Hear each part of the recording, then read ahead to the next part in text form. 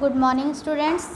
मैंने आप लोगों को हिंदी का जो चैप्टर 3 पढ़ाया था, गुरु रविंद्रनाथ टैगोर चैप्टर 3, तो उसमें मैंने आप लोगों को वर्ड मीनिंग तक और पूरा चैप्टर रीडिंग करके अच्छे से समझा दिया था।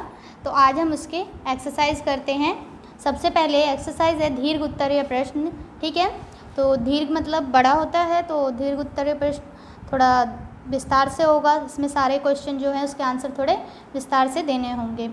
अब देखो, सबसे फर्स्ट क्वेश्चन जो है आप लोगों का वो है, कवि रविंद्रनाथ टैगोर के जीवन के दुख के दिनों का सविस्तार वर्णन कीजिए। ठीक है, तो मैं इसका आंसर आप लोगों को बताती हूँ। ये है क्वेश्चन आंसर 1। 1902 ईस्वी से उनके जीवन का दुखमय अध्याय आरंभ होता है। इसी वर्ष उनकी पत्नी का निधन हो जाता है। 2 वर्ष बाद उनकी दूसरी कन्या की मृत्यु हो गई। नियति प्रहार यहीं तक सीमित नहीं रहता है। 1 वर्ष बाद ही उनके बड़े पुत्र की मृत्यु हो जाती है। अपने इस पुत्र को वे बहुत ही प्यार करते थे। मृत्यु के इन प्रहारों से कवि जी का आत्मा कंदन कर उठी। मतलब कंदन मतलब कि रुदन यानी रोने लगी, आत्मा रोने लगी। स्मरण और नौका डूबी शीर्षक रचनाएं इसी काल की हैं। जिनकी स्मरण और नौका डूबी रचनाएं हैं इसी दुखमय समय की है। जब ये इस दुखमय समय में थे तभी उन्होंने ये रचनाएं की थी। इस शोक के बीच कवि को एक दूसरा दिव्य प्रकाश प्राप्त हुआ। तब उन्होंने यह जान लिया कि मृत्यु अंत नहीं है, जीवन की पूर्णता है। ठीक है, ये आंसर है आप लोगों का फर्स्ट का। मैं सेकंड का आप लोगों को क्वेश्चन बताती हूँ। क्वेश्चन नंबर 2 है आपका, रविंद्रनाथ टैगोर को ज्ञान का प्रकाश कैसे मिला। इसका आंसर है, रविंद्रनाथ बचपन से ही प्रतिभाशाली थे। उन्हें ज्ञान का प्रकाश किस प्रकार मिला, यह आश्चर्यपूर्ण है। उन्होंने स्वयं लिखा है, सूर्य के देवता सामने के वृक्षों से झांक रहे थे। मैं उनका स्वागत करने अपने निजी मकान के छज्जे पर दौड़ गया। वृक्षों पर सूर्य की किरणें पड़ रही थी। इसी समय एकाएक दिव्य प्रकाश मिल गया। प्रकृति की प्रत्येक वस्तु इस समय एक ही प्रतीत होती थी। सारा विश्व एक दिखाई देता था। सब चेतन जगत, यह सारा जीवन प्रकाश और प्रेम से परिपूर्ण दिखाई देने लगा। इस अपूर्व दृश्य का वर्णन मानवीय शक्ति से परे है। मतलब कि उन्होंने तब ये लिखा कि अपने बारे में ही लिखा कि मुझे ज्ञान का प्रकाश किस प्रकार मिला, कि जो मैं सूर्य की किरणें आई, मैं छज्जे पर उनको देखने के लिए चला गया और वो सूर्य की किरणें सब थे। तो ये बताने की कोशिश कर रहे हैं कि मुझे ज्ञान का प्रकाश बचपन में ही मिल चुका था और वो भी मैंने किसी से ज्ञान नहीं प्राप्त किया, मुझे ये ज्ञान का प्रकाश स्वयं प्राप्त हुआ और मैं बचपन से ही प्रतिभाशाली था। क्वेश्चन नंबर 3 है आपका, शांति निकेतन के बारे में विस्तार पूर्वक वर्णन कीजिए।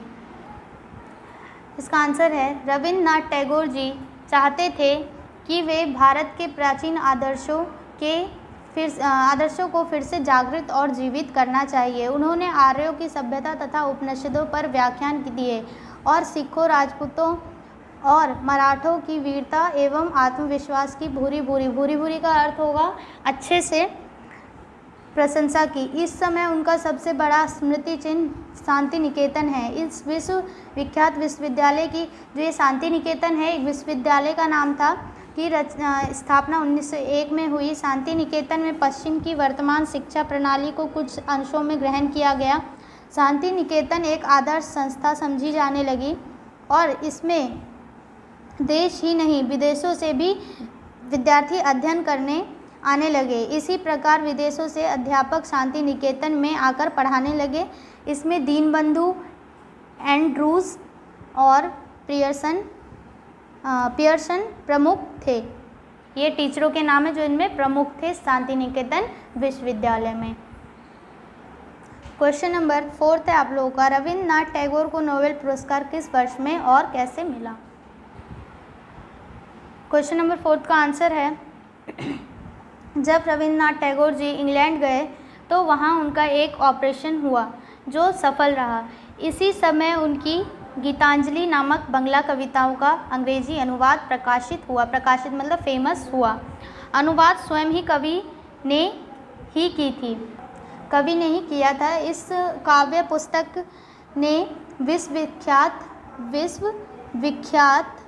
ये अंत में त है, विख्यात कर दिया।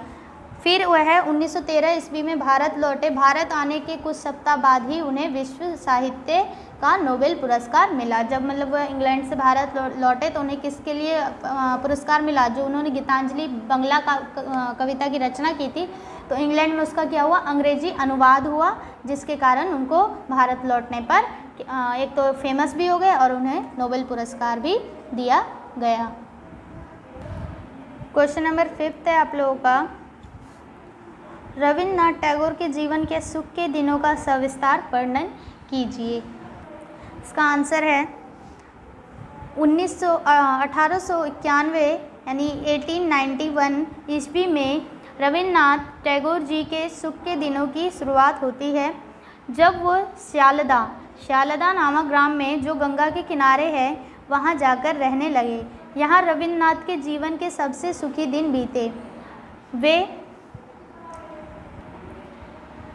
वे कभी भी अपनी नाव में बैठकर गंगा के बीच के रेतीले मैदान में चले जाते। वे वहाँ अकेले ही प्रकृति से अपनी हृदय का संबंध स्थापित करने में तल्लीन हो जाते थे। उन्होंने वहाँ बहुत सुंदर रचनाएं की। इस समय वे ऐसे प्राकृतिक दृश्यों के बीच में थे जिनको वे अधिक चाहते थे और जिनका उन्होंने बड़ा ही सुंदर वर्णन किया है। किसमें वर्णन किया? अपनी कविताओं में वर्णन किया है। जो भी उपनिषद लिखे हैं, कविताएं लिखे, उनमें इस दृश्य के बारे में उन्होंने वर्णन किया और श्यालदा नामक गांव में उनका जीवन बहुत ही सुखमय बीता। तो आज मैंने आप लोगों को आपका दीर्घ उत्तरीय प्रश्न करवा दिया है, तो आप लोग कॉपी में भी नोट करेंगे इसको, क्वेश्चन आंसर को, और मैं आप लोगों को पहले तो वर्ड मीनिंग नोट करेंगे, फिर क्वेश्चन आंसर नोट करेंगे। मैं आप लोगों को इसकी पिक क्लिक करके भी सेंड कर दूंगी, और जो नेक्स्ट होगा लघु उत्तरीय प्रश्न और शॉर्ट टाइप, मैं नेक्स्ट वीडियो में आप लोगों को बताऊंगी। Okay, thank you.